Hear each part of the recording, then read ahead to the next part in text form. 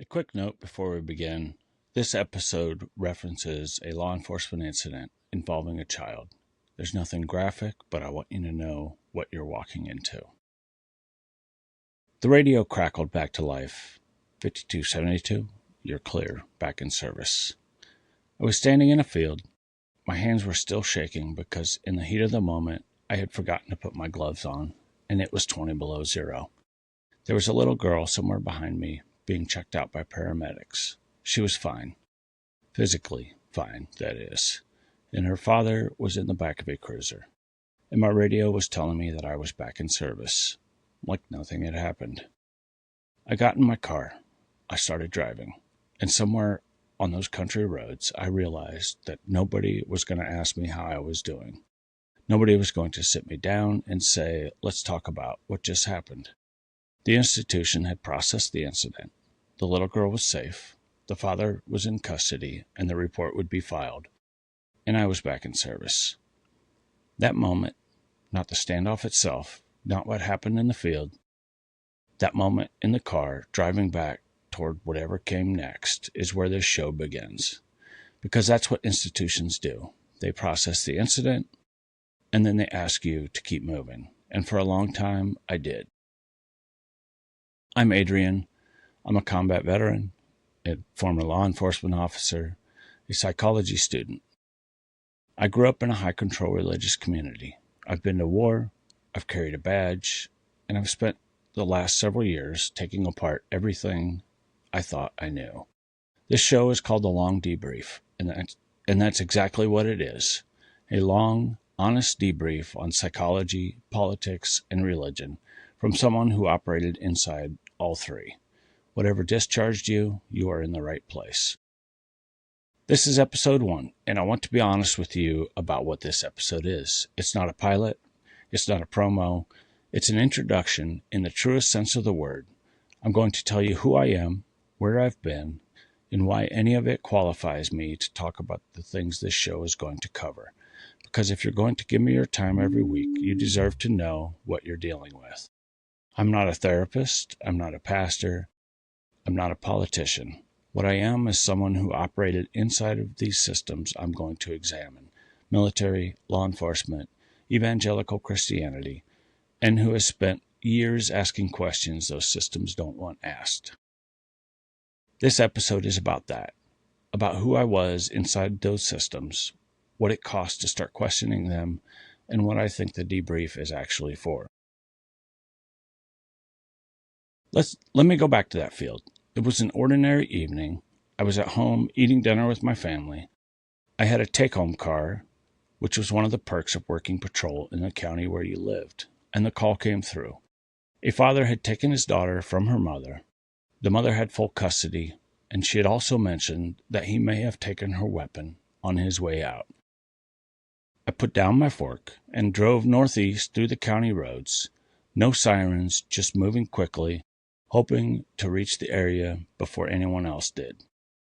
As I was nearing where I thought I'd find him, another deputy located him and initiated a stop. When I arrived, he was still inside of the car. It took about 10 minutes before he would step out. He had the little girl in front of him, keeping her positioned between himself and the other 2 deputies. She was about 4 years old. My daughter was also 4 years old at the time. I want you to sit with that for a second. Not because I'm asking for sympathy, but because it's the detail that matters. The moment you realize the child you're looking at is the same age as your own, something shifts in your body that no training can prepare you for. By this time, we had concluded that he did have the stolen weapon. I slipped off to the side to get a better vantage point while he was distracted by the other 2 deputies. I was ready. I was waiting. I didn't know yet whether the weapon was on his person or had been left inside of the car. Other deputies were on the perimeter, calling commands and attempting to resolve the situation, and then I saw him move. And I called out to warn the others. That half second of surprise was enough. He froze. We moved. We got the little girl. We got the weapon. We got him in cuffs. She was fine. And then the radio told me I was back in service. Here's what I've come to understand about that moment. Not then, but now, after enough time and enough reading to name it properly. Every institution has a continuity imperative. The military, law enforcement, the church, they are all, at their core, systems designed to keep functioning. And individual processing is a threat to that continuity. Your grief, your confusion, your shaking hands, those are all friction. And the system's job is to reduce friction. So the system doesn't debrief you. Not really. There might be a report, and there might be a supervisor who says, "Good work." There might be a checkbox somewhere that says "Officer involved, incident reviewed." But the emotional architecture of what just happened, the 4-year-old, the calculation your nervous system ran in the time it took to decide how to act, none of that gets processed, and none of it gets named. You go back in service, you file the report, you eat dinner when you get home, or you don't, and the next day you put the uniform back on. What psychology tells us about this is actually pretty straightforward and pretty damning. Unprocessed trauma doesn't disappear. It goes somewhere. It goes into your body, into your relationships, into the way that you respond to things that shouldn't bother you, but do. The research on first responders and veterans is unambiguous at this point. The chronic suppression of acute stress responses is not resilience. It's damage that hasn't shown up yet. But the institution doesn't teach you that. The institution teaches you to keep moving. And if you're good at it, if you're really good at pushing it down and staying functional and showing up the next day, the institution rewards you for it. Promotes you, it holds you up as an example. And I was pretty good at it. I want to tell you about 3 different versions of the same conditioning, because understanding how they overlap is part of why I think this show needs to exist. The first is the military. I won't spend a lot of time on combat specifics in this episode. That's material for its own episode, or several. What I will say is that the military holds a specific kind of person. What I will say is that the military builds a specific kind of person. It has to. You cannot function in a combat environment without a particular emotional architecture. One that allows you to act under conditions of extreme stress without being paralyzed by it. One that allows you to act under conditions of extreme stress without being paralyzed by the human meaning of what you are doing. The military doesn't create sociopaths. What it creates is people who are very good at deferring that meaning, putting it in a box and closing the lid and continuing to function. What's a survival skill in theater becomes a liability at home, because you come back and the lid is still on, and nobody tells you how to take it off.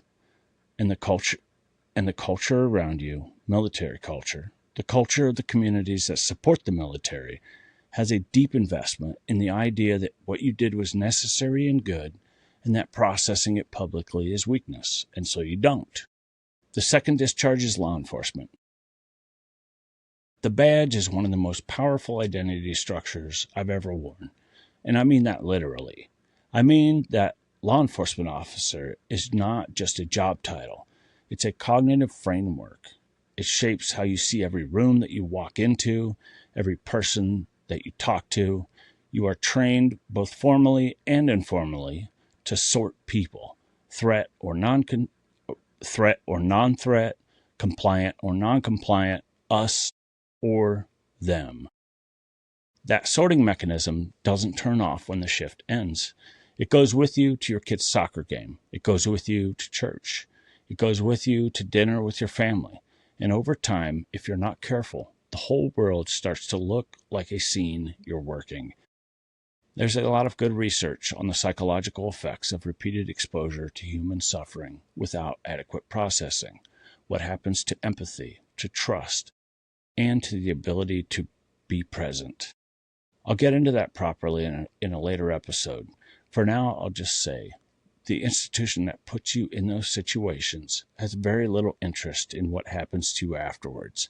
Its interest is in your continued performance. The third discharge is the hardest one to talk about because it's the one people have the most opinions about. I grew up evangelical, and I don't mean casually religious. I mean the kind of evangelical where the Bible was the answer before you'd finished forming the question, where doubt was not a sign of intellectual honesty, but a sign of spiritual weakness, where the community was tight and warm and defining, and the cost of questioning it was social exile. The church, like the military and law enforcement, has a continuity imperative. It needs you to stay inside the system, and so it builds, over years, often beginning in childhood, a set of cognitive tools designed to make certain questions unaskable. Theologians have a neutral term for this, apologetics. The psychological literature has a less neutral one, thought stopping. I will spend significant time on this in future episodes, because the mechanisms are genuinely fascinating and because they show up everywhere, not just in religion, but in political movements, in corporate cultures, in any system that requires loyalty above independent thought. But for now, I'll say this. The evangelical framework I was raised in was very good at one thing in particular. It made the debrief impossible, because the answer was always already there. Whatever you're feeling, whatever wasn't adding up, God had a plan. Trust the process, pray harder, the peace that passes understanding. Keep moving. I want to say something carefully here, because the word deconstruction has become a kind of shorthand that I think flattens what it actually describes. Deconstruction is not leaving religion. It's not becoming an atheist. It's not a political awakening or a personality change or a midlife crisis, though it can look like any of those things from the outside.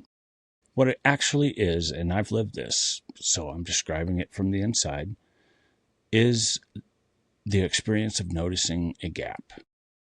A gap between what you are told and what you experienced, between the map and the terrain. For me, the gaps accumulated slowly. A moment in theater that the theology I'd been given didn't have room for. A use of force encounter where the clean moral categories I'd inherited started to blur. A sermon that suddenly sounded less like truth and more like very effective rhetorical technique. A thing I read in a psychology textbook that explained something from my childhood that the church had given me a very different explanation for. Gaps. Each one of them small, each one managed, explained away, tucked back under the lid until there were too many. And here's the thing nobody tells you about deconstruction. The thing that makes it a long debrief rather than a quick one. It's not just your beliefs that are built on the framework.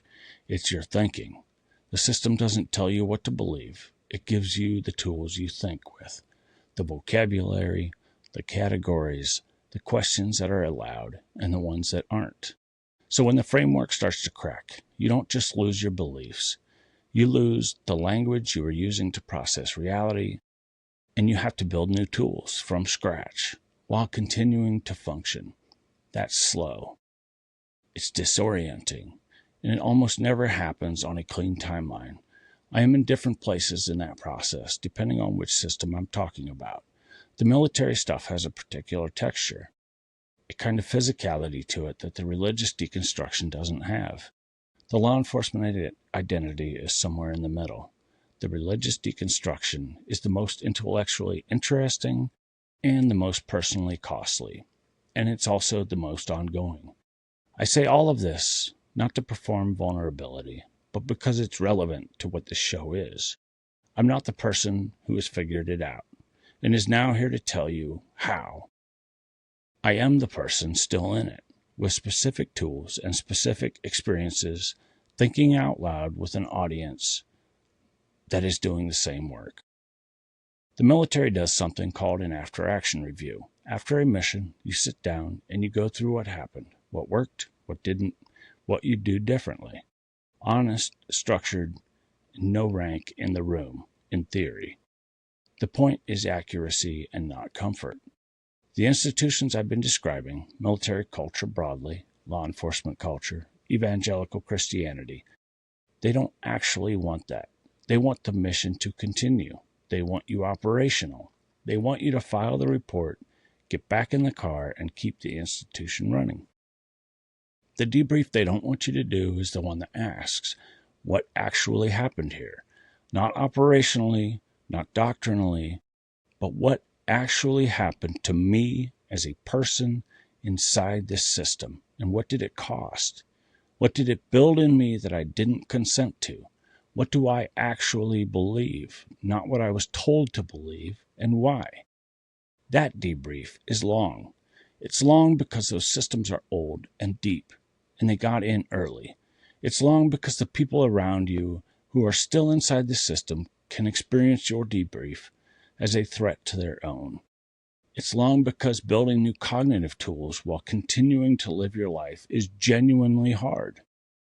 But it's the most important work I know how to do. And that's what this show is about. Tell you where I am right now, as honestly as I can. I'm a psychology student, which means I'm spending a significant amount of time learning the clinical language for things I've experienced intuitively for years. It's both clarifying and occasionally infuriating. It's one thing to feel like something is off, and another thing to read the literature and realize the thing that was off has a name and a mechanism and about 40 years of research behind it. I live off-grid, which is less a political statement than a practical one. I think better when things are quiet. I have a wife who is patient with the fact that I process everything out loud, and a daughter who is thankfully no longer 4 years old. I also have a 16-year-old son who is one of the kindest, most generous humans I've ever met. I'm not angry at the institutions that I came for, or came from, or rather I'm not only angry, I understand what they're doing and why. Understanding the mechanism doesn't require approving of it, but I've spent enough time being angry to know that anger alone doesn't get you anywhere useful. What I'm trying to do in this show and in my life is think clearly about how psychological manipulation works, about what makes people stay inside systems that cost them something, about the political forces that exploit the same vulnerabilities the church exploited, about what it actually looks like to rebuild a worldview from scratch, in public, with your name on it. I don't have it all figured out. I'll tell you when I don't know something, and I'll tell you when I've changed my mind. That's part of the deal. The radio told me I was back in service. I've been thinking about that moment for a long time now, and what I've come to understand is that going back in service, just continuing to function, just keeping the lid on, just moving, is not the same as being okay. It's not the same as processing. It's not the same as knowing what you believe and why. The debrief is a thing that the institution doesn't want you to do because the debrief asks hard questions. The debrief might conclude that the institution got something wrong. The debrief takes time that the institution would rather you spend being operational. This show is the debrief. If you've been in service to something, a branch of the military, a department, a church, a political movement, a version of yourself that someone else built for you, and you're somewhere in the process of figuring out what you actually believe, once the structure falls away, you're in the right place. The debrief takes as long as it takes. I'm Adrian, whatever discharged you, let's get into it. Next week, we start with the thing that made me take psychology seriously. A researcher named Robert Hare, a book called Without Conscience, and a type of person I encountered in uniform and in the pew that I didn't have the right words for until I found the clinical one. Episode 2, The Psychopath Next Door. I'll see you then.